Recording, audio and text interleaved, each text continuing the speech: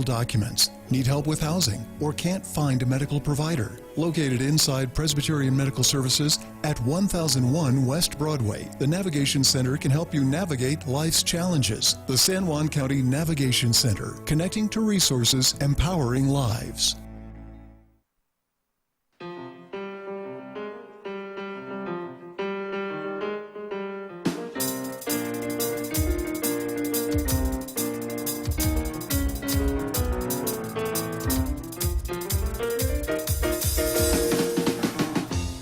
Ten minutes past 8 o'clock. It is Tuesday morning, the third day of June 2025. Good morning, everyone. I'm Scott Micklin. Thanks for tuning in to KSJE 90.9 FM over the air here in San Juan County, New Mexico.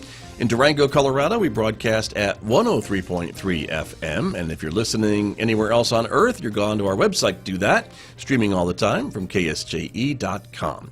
I also want to welcome our viewers this morning who are joining us. The video of this program is streaming out live to the KSJE Facebook page and also to our YouTube channel. So welcome aboard, everyone. So glad that you are with us today, because coming up in the next few moments, my guest, part of the San Juan Health Council. It's our monthly visit from a member of the San Juan Health Council to talk about things that are going on in the community from the New Mexico Office and Department of Aging and Long-Term Services. We'll have that conversation in the next few moments right here on KSJE, so stay tuned for that.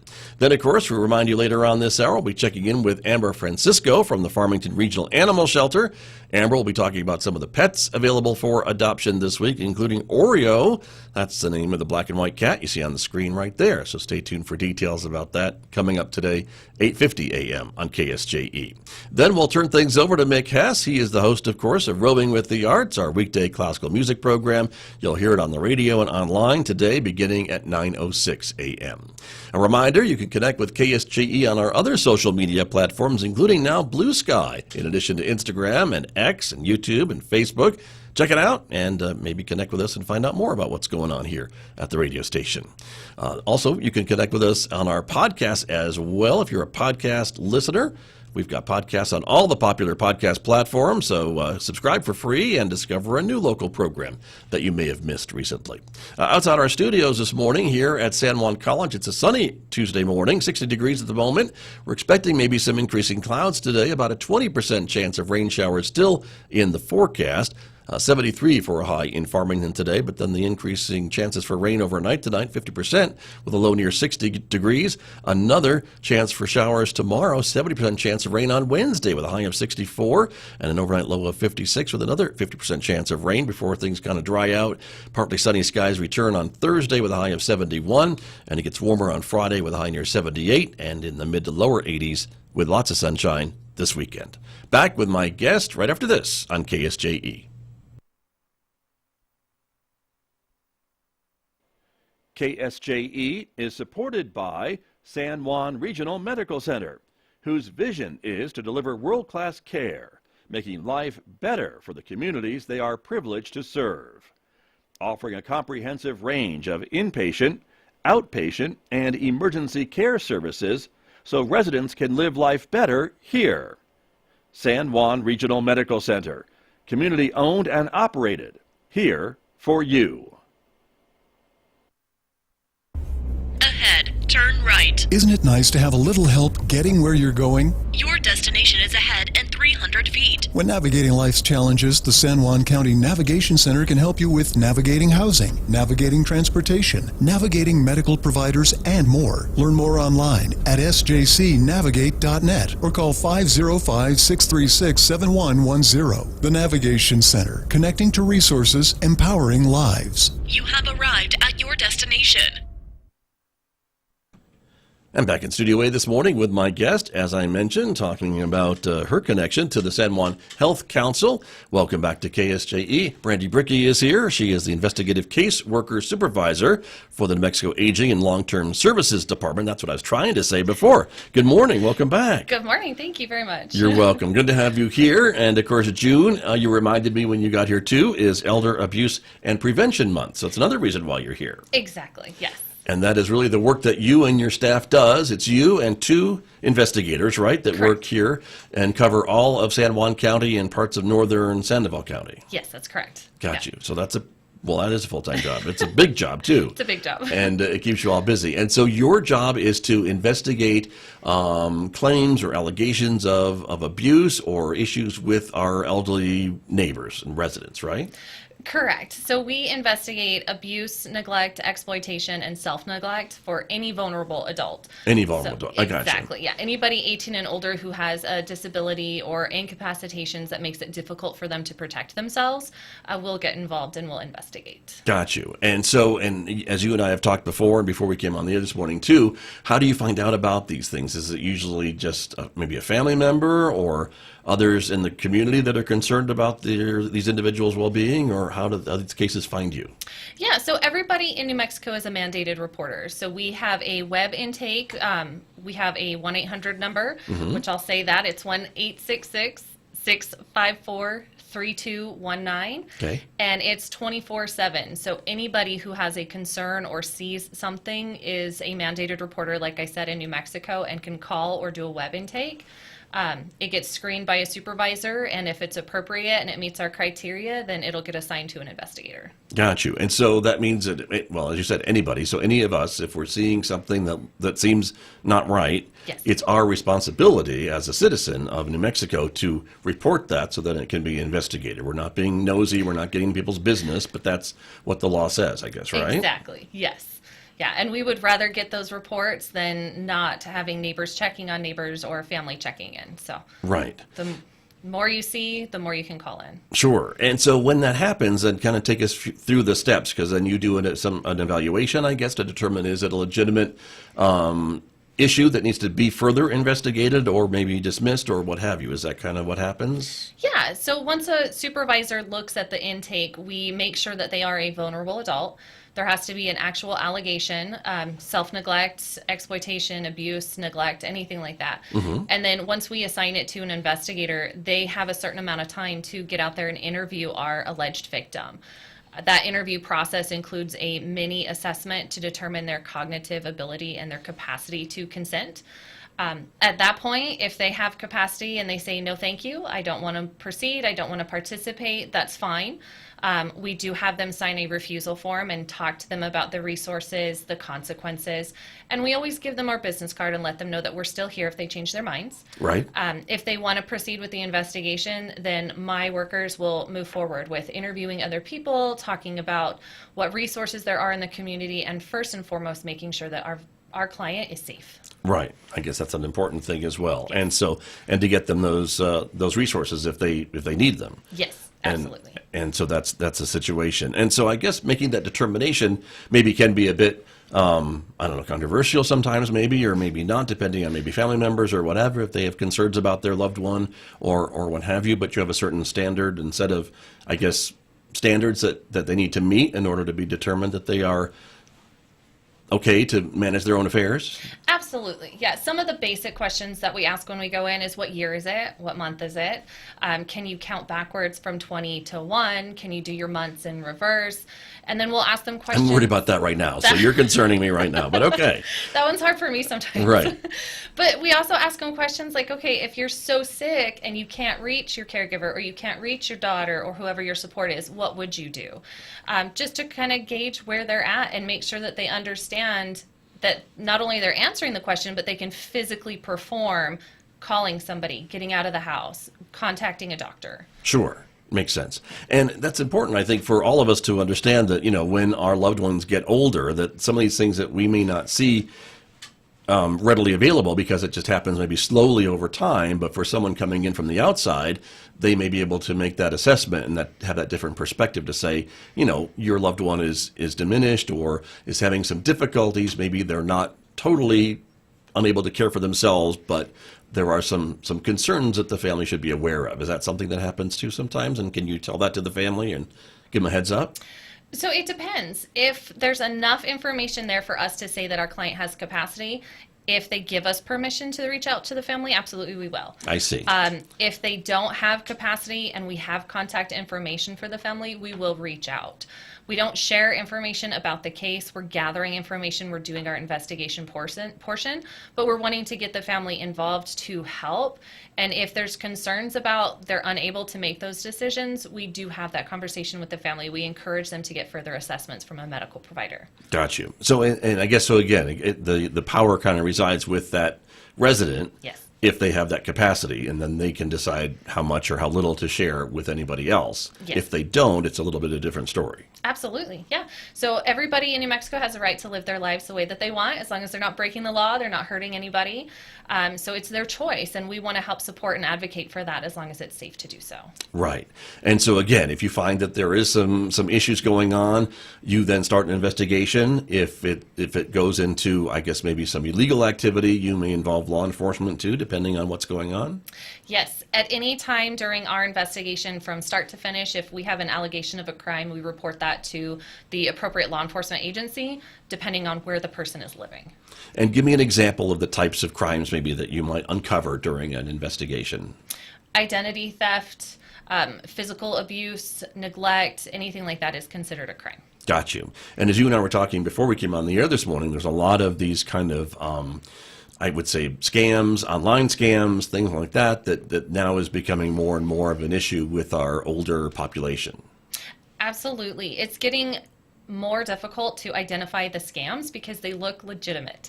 It could be the AI voice scams where you believe that a family member is calling you, they're in a car accident, they need bail money, and it turns out not to be a family member. This is not your grandmother's Nigerian prince. Exactly. Is Yes. what you're saying. And the Bitcoin scams, the romance scams, they look real. And it is hard to tell. And especially if you have somebody who is getting up in age or they don't understand the technology, McAfee pops up on my computer. I'm going to click on it because that's the safe thing to do. Or I've won a prize, but I need to give them money to get my prize. Yeah. And again, with all the technology today, it's getting harder to identify those scams. So those types of things would also trigger an investigation from your office. Yes. Yeah. So Those are maybe not physical injuries or things like that, but other kinds of financial injury. Exactly. Our biggest thing is we want to know that they have their finances secured and that they're able to protect their finances going forward. And if they can't, then who can help them with that? Whether that's a power of attorney or somebody who can help them manage their finances. Got you. Interesting. Very important. And so, again, if someone out there is listening to us this morning and they have concerns about their loved one or what have you, they could make a report and you can investigate it and see, and if there's anything to it, that would trigger maybe some law enforcement or others to go in and maybe figure out what's happening. Yes. Got it. In a financial type of area. And if it's physical abuse or whatever or criminal, that's another issue as well. Yes. We will still do our investigation piece, but we do pass the information on to whoever needs it, whether it's the Attorney General's office, law enforcement, the banks, whoever needs it, we'll make sure that they get that. Right. And so you deal with a lot of these cases for these individuals, whether they're living on their own at home, maybe there's a caregiver coming in and helping them on a day-to-day basis. Do you also deal with patients that are maybe in a care facility or a nursing home, things like that?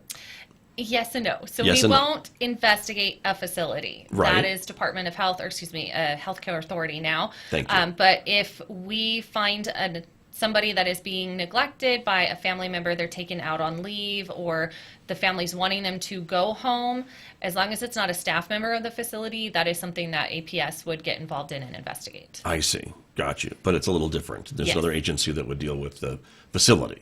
Yes. Any facility concerns, we cross-report to Healthcare Authority and the Ombudsman program. Got it.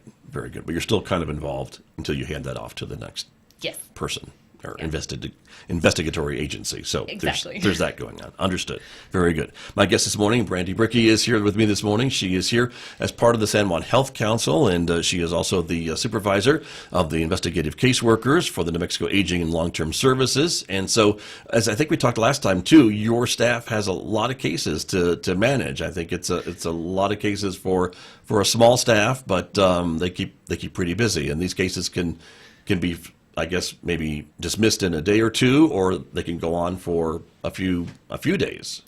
Yeah, about 45 days is our typical investigation. Right. Of course, if we go in and our person that we're working with is identified as having capacity and they refuse, it's going to be a quicker process. But we do get more difficult or complex cases that end up going way past 45 days. So it just depends on what the needs are and what we can do to support them. Gotcha.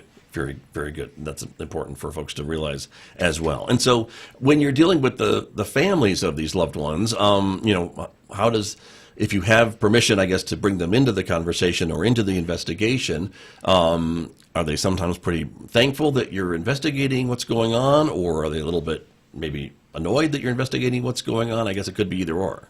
It could be either or. We see varying range of personalities and behaviors when APS gets involved. And that's okay. Sometimes it's information that families may be not aware of, that they need some extra support at home. I think one of the biggest misconceptions that we get is, why can't APS just take my family member and put them in a nursing home? Right. That's not what we're going to do. We can't take custody of them physically. And ultimately, it comes down to their decision, if they can make that decision. What do they want? Do they want to stay at home? Then we'll advocate and we'll support for that in the safest way possible. Got you. And so for those types of individuals, then do you try to coordinate or get them in touch with other services like the Meals on Wheels or other things like that? I know you work closely with the senior centers too in our communities. So that's another, I guess, resource that these folks do have if they want to get out of the house and socialize or get a meal or things like that. Yes. Yeah, our local senior centers have been amazing with accepting our Meals on Wheels referrals. They also have the homemaker services that can come into the home for just a little bit just to help clean up. But it's also letting our population know that you can go and socialize and get out of the house and meet some new people, and you're not at home all the time. Our senior centers also put on some really great activities. They host us when we want to put up a table or a booth. We're going to Cuba Senior Center tomorrow, so we're going to have a table there just to share information. So any referrals that our victims, our clients need or they want, we'll make sure that those happen. Gotcha. And it seems like we hear a lot of times about how as our family members, our citizens, our neighbors get older, they lose connection with the community. And maybe it's really no fault of their own. It's just things that happen. They're not driving as much. It's more difficult to get up and out of the house or things like that. Maybe families moved away. And so they're just kind of left alone, which is sad and unfortunate, and it just kind of happens. It's not that anyone made it happen, but it just happens. Is that kind of what you see sometimes with our elderly population? We do. Spouses pass away, families move, children grow up and they move away, and that natural support kind of diminishes over time. So we want to see if we can rebuild that. Right. And so there are resources the state has to be able to do that. And in most communities too, I would say. Yeah, absolutely. One thing that we specifically have is we contract with Basin Home Health for 8 hours of caregiving services per week. They'll go in and do some light meal prep, cleaning, and even just having a conversation with them to see how they're doing for the day. Right. And for a lot of people, I would think that just having that human interaction is a big deal. Yes. Because they're just, sometimes I talk back to my TV, but sometimes, having a bit more of a conversation is a little bit what's needed. Yes. Yeah. We run into that they maybe don't want anything from us, but they're just thankful that we showed up and we listened. Right. Yeah. And that can make a big difference. Absolutely. And showing some of these resources that are available as well. Yes. And I think, again, we can't say enough about the senior centers that do so much with the socialization activities that they provide, the meals, and just being able to get folks together to have that interaction. Yes. On a fairly regular basis. So yeah, absolutely. That's important as well. And so with the state and with these other programs and Meals on Wheels and things like that, it's not really under your program, but you do coordinate with them. Is that how it works? Correct. So we specifically do the investigation piece, and then we make referrals to community agencies. We have been gracious enough to be on the Health Council and get connections with a bunch of different agencies. And that's typically who we refer to, is somebody local who's here that can support our individuals that we're working with. I see. Gotcha. And so, again, being on the Health Council, as we talk about with them every month, it's got to be a great resource to be able to kind of share what's going on, what new resources are maybe in the community that maybe are brand new that we weren't aware of before, and just sharing that information? Yeah, I think every Health Council meeting I attend, I come back and I tell my staff, hey, I learned this today, just because it's one more resource that we can share with our clients. Right. Very good. And so as you investigate these things, again, whether it's physical neglect or abuse, it could be either or. Yes. or some other kind of incident that's maybe not as abusive physically, but maybe financially or things like that. You're also working with maybe the banks and other financial institutions maybe that are raising an alarm. Is that maybe how you get called into this too? Yeah, we do receive reports from banks. The good thing is they generally put mitigating factors in place before they send us the reports, which is great because it means we can investigate and move forward instead of trying to stop that financial exploitation from happening. Unfortunately, it is difficult to find out with perpetrators being overseas, online. So our biggest concern is their finances secured and how can we help them moving forward? Right. Got you. And so again, that's a little bit of limitations as to what you can do. But again, the banks maybe can do more, who knows, to maybe try to restore some of those funds that were lost or what have you, or at least put a block on anything else from going out the door. Yes. And so that's important as well. But your mission, I guess, and your goal is just to make sure that individual is okay going forward. Is that the idea? Yeah, absolutely. We pick up wherever we're at. We start with what we've got and we move forward. And again, it's healthy aging, independence, advocating for them and supporting them and being safe and their well-being at home. Got you. And there are people doing this throughout our state. You work here in San Juan and northern Sandoval counties, but the whole state is covered by folks in your line of work. Absolutely, yes. Got you. And other states too, is this similar to what's done in other states? Is it a bit more, a bit less? Do you know how we compare to other states when it comes to services for our elderly citizens? That I don't know. We get reports from other states. We make reports to other states, especially if somebody's moving. But with New Mexico, I know that we do everything that we possibly can to make sure that our individuals are safe. They have their resources. I wish I knew a little bit more about the other states. But, sure. yeah. Well, but your focus is here, so that makes sense. But again, if someone is moving here from somewhere else or has just moved here and maybe there's some concerns, that would trigger maybe an investigation. Yes. From your office, and so that's what's important to know as well. And so you mentioned you have a staff of 2 investigators that go out. I think you could probably use more. Yes. You may have an opening after July 1st, you were telling me. Yes. So my office is considered fully staffed with 3 investigators. Right now we're currently at 2. So our fiscal year starts July 1st. We're hoping to be able to open up that position and get another amazing worker in there just to help support our community. Gotcha. So if someone's listening to us this morning and maybe keeps their eyes open, they can maybe watch for that help wanted ad maybe and see what happens. Always check the State of New Mexico Personnel Office, so SPO. That's a wonderful resource for any state job. That's where it would be posted. Yes. When the time comes. When the time comes, so, yeah. Got it. Hopefully soon. Right. Very good. Very good. Well, just a few minutes remaining this morning, Brandi. So any other final thoughts for folks to think about? You mentioned that phone number. I'll probably have you repeat it again before we end our conversation this morning. Yeah. But other things that maybe folks should know about their loved ones, or if there is someone who is older listening to us and maybe would like to reach out or see what other resources are available, can they do that too? Absolutely. They can call, they can ask questions, they can make those reports. That's what we're here for. I would rather see a ton of reports coming in and finding out that it's something minor that can be addressed really quick. So again, just if you're seeing concerns, make that phone call. Get us involved. Right. And it could be anybody, a neighbor, a postal carrier, anybody that maybe noticed something that maybe doesn't seem quite right. Absolutely, and they can remain anonymous in any reporting platform. We also don't share that. So even if you do provide your name, we're not going to go tell your neighbor that you called. That's our information for us only. That's not anything that's shared. Got it. Got it. Very good.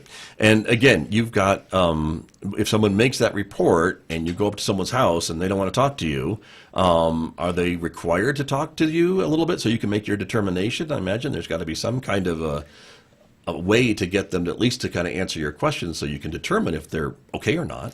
We do our best to see where their capacity level is at with the questions that they are willing to answer, with what information they are willing to share. And if there's concerns at that point and they still tell us, no, I don't want to talk to you, then my staff especially, they'll come back and talk to me and see what else we can do, because there's concerns and it doesn't seem like that person at the moment understands the risks and the consequences. So that's where we may involve family or somebody else to help us get a little bit more information. If they do appear like they've got capacity, they've got everything up, they know the date, the year, those things, we're going to at least ask those questions. Sure. That's why we have them sign a refusal form. So that way they know I'm refusing APS services. I know the risks, I know the consequences, and I'm choosing not to move forward. Got it. Makes sense. And are these usually face-to-face, on the phone, or how do these things work, or does it guys depend on the situation? It's face-to-face. My staff and I, if I need to, I'll go to the home. Okay. We're going to come and meet you where you're at and try to get these conversations going. Got you. And I imagine face-to-face tells you maybe a bigger picture than maybe a phone call would. It does, yes. Yeah. And so that's important as well. Well, Absolutely. Would you mind repeating that phone number again if folks would like to make a report or be concerned or run into something that maybe they would just like to talk to someone about? Yeah, What's that number? absolutely. It's 1-866-654-3219. Okay, very good. And again, as we mentioned, June is Elder Abuse and Prevention Month, and so you'll be in Cuba tomorrow. Yes. Do you have any other things going on the rest of the month, or is it still kind of open for you to be scheduled? It's still kind of open. I'll show up wherever I'm needed. Okay, very, very good. Well, Brandi, I appreciate you coming in. Always some really good and useful information for the work that you and your staff does, so thanks for sharing that this morning. Thank you very much. You're very welcome. My guest this morning, again, connecting to the San Juan Health Council, my guest here on KSJE.